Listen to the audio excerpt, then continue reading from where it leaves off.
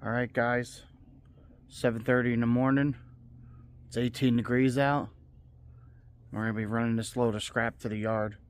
Been really slow lately, guys, and just it's been miserably cold, and I'm ready for spring. Some of you guys that watch my channel know that how hard it is to scrap in the winter. Material volumes are low and everything.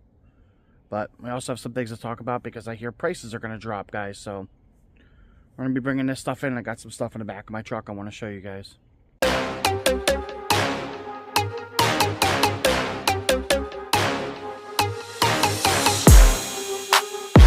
A wise man once told me, once you know how to make money and work hard, you'll never be poor. Well, this is how I make my money. Guys, what's up? We're back with another video. Thank you for supporting the channel, guys. But I just started my truck to let it warm up, being that it's so cold out. But we got this stuff we're bringing in today. It's not a full load, but this furnace here. And yes, I didn't take the electric motor off and it's just hanging there. I don't even care. I tried getting it off. The bolt is so stripped I can't cut it without taking that plate off. I'm just gonna send it. But we got a bunch of stuff. Ugh. Washer dryer combo, water heaters, bunch of just random things in there. There's a whole metal shed in here, you know, crappy barbecue grill. Just a random tin load of random things. It's taken me about a little over a week to collect this stuff. It's been really slow. A lot of the guys I pick up for, just everybody's been laying low and things. So there's some small stuff I didn't even bother to go pick up. You know, just really discouraged and not really feeling it today or this whole week. But here's a bunch of random stuff that I've been accumulating for dirty aluminum slash irony aluminum. Just a couple engine blocks in here. Just transmission, some of the aluminum A-arms with steel on them and stuff. To me, it's not worth cleaning the stuff. I'd rather just send it. But this lawnmower, the deck is aluminum, the motor's aluminum. There's a couple, you know, aluminum power steering pumps, aluminum water pumps that come from the garages. There's an engine block in there, Volkswagen engine block, and a Volkswagen transmission, like a manual transmission, 5-speed thing is so tiny. But I got this dirty aluminum stuff I'm also going to be bringing in. But things have been slow. I picked up 2 more air conditioners this week. I still got to take this dehumidifier thing apart. But I picked up 2 more air conditioners. As you see, I was going through here and grabbing some of the dirty aluminum bits and stuff, you know, to put in the back of the truck. And, you know, I haven't really got a lot. Didn't get any more wheels. Got a couple more pieces of short steel, some of the piping here. I picked up like 25 rotors yesterday, so I threw them in the pile.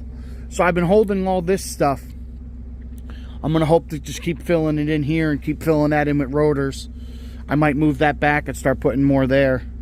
But yeah, guys, I mean, scrap prices have not been good. They haven't really gone up here in Pennsylvania. I know they've gone up in other places, but I've been watching it on the world market, and everybody's talking about prices tanking this year. That has a lot to do with an election year. I just haven't seen it be this unstable in a while. I don't know exactly what's been going on, but yeah, I don't understand. Usually in the beginning of the year, January, February is when the price goes up and everything starts doing better, but it's just not happening. I mean, I'm on commercial pricing, and my price last year, this time last year, I was getting over $300 for a tin alone. So a load like this would bring $400. Now I'm only at $200. It has not gone up. It was higher in September than it is now. The price has steadily dropped. A couple weeks ago, it dropped $30 a ton in 1 week, and it has not gone up, recovered, or nothing. Copper and brass have gone up a little bit, and you know, things have played around. Aluminum's been going down this week, but yeah, I don't really know what the hell's going on, but I think it's just the uncertainty of everything this year. I think everything's finally just catching up. Keep driving. Frickin' neighbors. But yeah, guys, we're gonna We're gonna head to the scrapyard here and make a little money. I gotta hook the trailer up to the truck and everything. I gotta get it all situated. So, but yeah, guys, we'll get this hooked up and strapped down, and we'll head to the yard.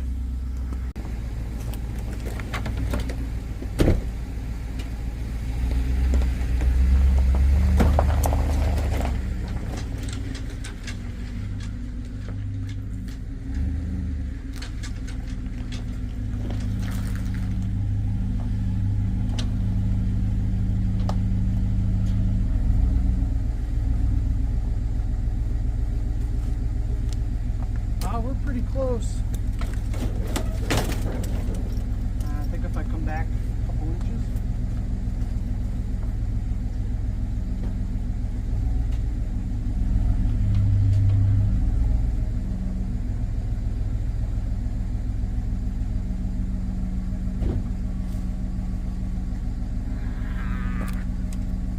I'm always this much off. Story of my life.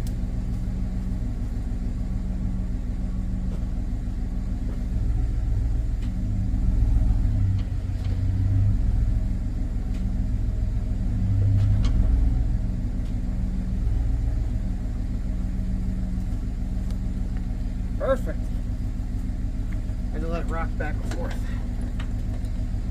So since we put the new shocks on the suspension on this truck, we put new leaf springs. This thing doesn't even squat at all. And that cop, oh, you look at that regular, so I took it fine. Like, go eat some more fucking crayons. Oh, your truck is overweight. Yeah. Not even close, dude. I told him, I said, it's been a work truck its whole life. You know, plus this lift gate is 500 pounds. Most pickup trucks put 500 pounds on the back of them, they squat 3 inches.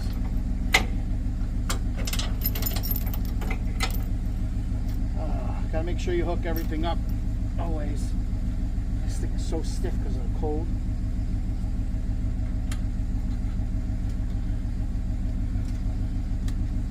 Always remember, cross your safety chains. I know a lot of you guys, I see some of your videos of them not working as much. And I noticed a lot of you guys don't even hook up your breakaway switches. How? Like, I don't understand. You gotta have your breakaway switch for your brakes on. That is so if the trailer ever becomes decoupled, it'll pull that pin in this. And this is a battery box. What happens is it jams the brakes on the trailer so it don't free roll and kill people. So many people I see at the scrapyard, guys, and in videos, guys pulling ATV trailers, campers, they don't hook that up. I don't know. I see people with no pins in them. Oh, it's a locking collar. That don't mean anything.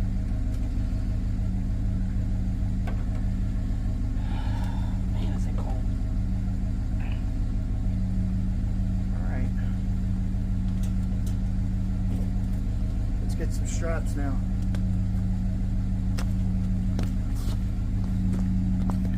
All right.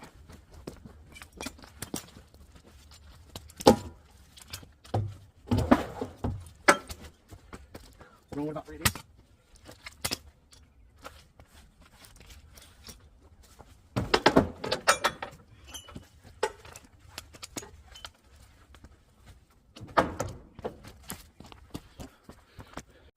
All right, get the rest of it down.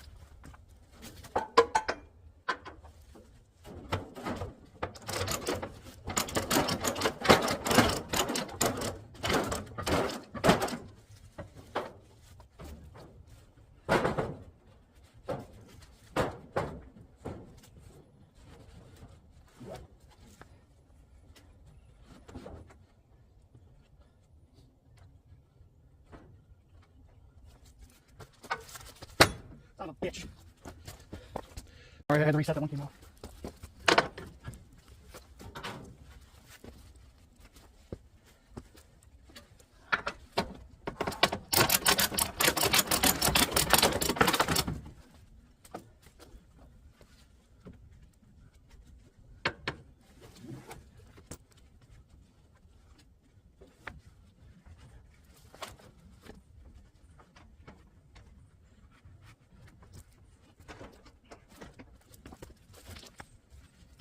on. Even the straps are cold.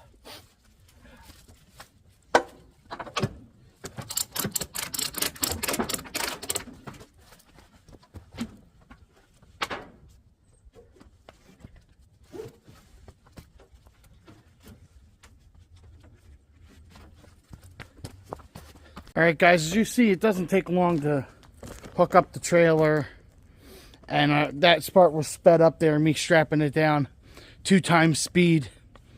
So it literally took me 3 minutes to strap it down, and the one hook I came off, I had to come back.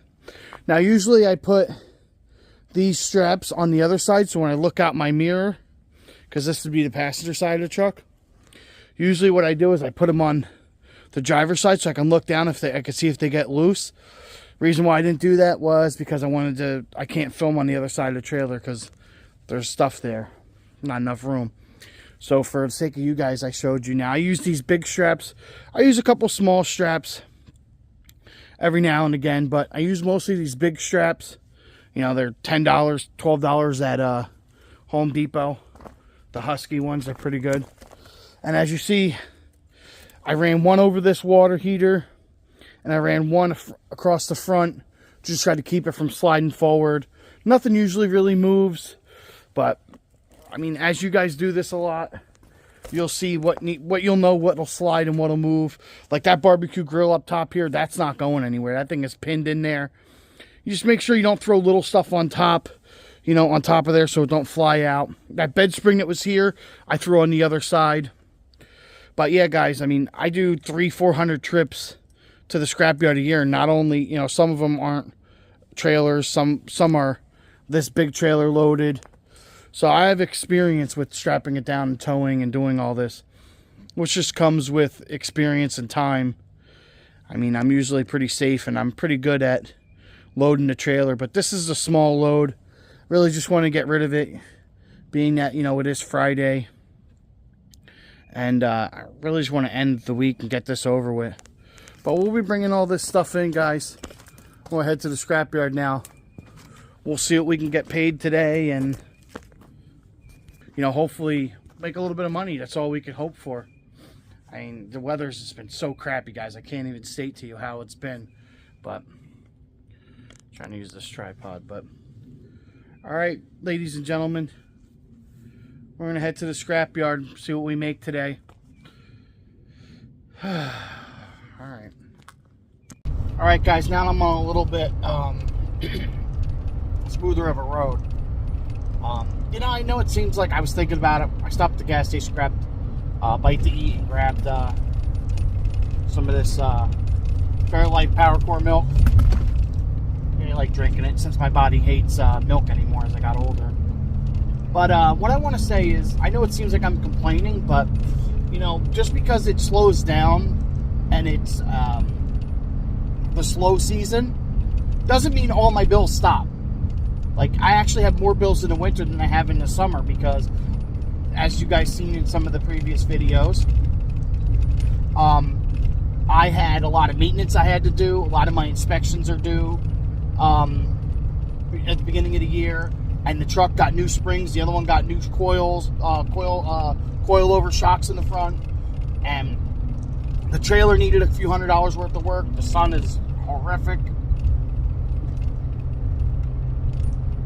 Wow, that's bad. But anyway, yeah, so all of my bills, they don't stop even though it's winter time. And what a lot of people don't realize is I have my taxes to pay. So I have to pay my taxes for my business and everything. And every year I have to pay in. I don't get money back. Even with children and child deductions and stuff, I don't get money back. I always have to pay in. Last year I paid an astronomical amount in. This year wasn't bad because I bought the new trailer. I bought the shed. And I wrote off the four-wheeler. So, that means I don't have to pay in as much, but I still have state from last year I didn't pay $300 or $400, and I have $800 or $900 I have to pay this year or something like that. But yeah, I owe a couple $1,000s in taxes, and I'm not making the money I was. And I had to shell out tons and tons of money to fix things. So I don't want it to seem like, oh, you know, I always have money stashed away for a rainy day, but I'm putting out more money than I've been taking in for the last month and a half. Since I brought that big load of copper in, I've been just hemorrhaging money. So, all right, guys, we're on our way to the scrapyard. Sorry the sun is in your eyes. It actually wants to be warm today, but it's not going to be. But, all right, let's get to the scrapyard. All right, guys, made it to the scrapyard. Looks like it's a circle jerk here. I don't know what the hell's going on. I had a 20-minute wait before they even opened. Or after they opened, I mean. They're just sitting here now. But we weigh 12,200 pounds. So I got a decent load on. Remember, we got all that dirty aluminum too to throw off. But I was checking my springs on my truck. The Sumo springs, which were touching before I put the new springs in, had about 2 inches of clearance. They're still not even touching, even with the trailer and the weight in the back. So yeah, we're not even level yet. So we're not even an inch of squat yet. But all right, we'll wait this out and see how long this takes. I'm not even going to tell you guys how long that took me to unload. But for you guys that care, an hour and a half. Hour and 15 minutes. And it wasn't just unloading, it's because everything is a circle jerk. And this yard is run by a bunch of fucking nutless monkeys. I told them a nutless monkey could do your job. Unreal. Nobody steps in to organize anything in the yard or to make sure anything's good until it's an exact, just a fucking absolute circle jerk. Just, it amazes me how stupid they let things run. They just keep letting people go across the scale. I'm fucking done today, man. Alright, guys, so we made it to Stanton's. Let's unload this stuff and we're gonna see what we get paid for the dirty aluminum. I wasn't bringing it to Weissman's. Fuck that place. Alright, guys, so this is what we made today on our 2 trips. So Weissman's, Circle Jerk City, we made $233. We had 2,500 pounds on the trailer, which wasn't bad. And then the dirty aluminum, irony aluminum, he put down as miscellaneous. It gave me 150 bucks. It was 24 cents a pound, which isn't bad because it was mostly mixed stuff. And I really don't care. I don't even care if I lost money going to the other yard or whatever, or if they would have gave me a better price. I really don't even give a shit. This place, Stanton's right here, is the best place. It's easy. They're not... they actually have their stuff together, guys. I can't tell you enough, man. There's their address and everything. The owners are super nice. They help you unload and everything, and they actually know what they're talking about. But yeah, so I made $373 today. It took me too long though at the other yard. I don't have any patience. Frickin' nutless monkey could do their job, dude. But all right, guys. I'm going home to sit in the shed and clean some copper and brass, my good stuff. Maybe I'll take those air conditioners apart. Oh, that one's not. Alright, guys, but I'll get some stuff together and hopefully, you know, spring picks up and actually gets better. Hopefully over there at Weissman's, they get the yard finished. They're doing the hole. I was going to film that, but I was so pissed off. They filled the hole in and they're doing concrete work today, which is another reason why it was just a disaster. But, and maybe prices will go up. I don't think they will, though. Which is another frustrating thing about doing scrap. You know, you do the same amount of work for less money. But I tell people all the time, how would you like to work a job and then all of a sudden, you know, you're getting $20 an hour and all of a sudden you're like, hey, you get $18 an hour for the same amount of work. But, alright guys, I'll see you in the next video. Remember, it's not a job. It's a fucking circle jerk adventure. Alright, peace guys.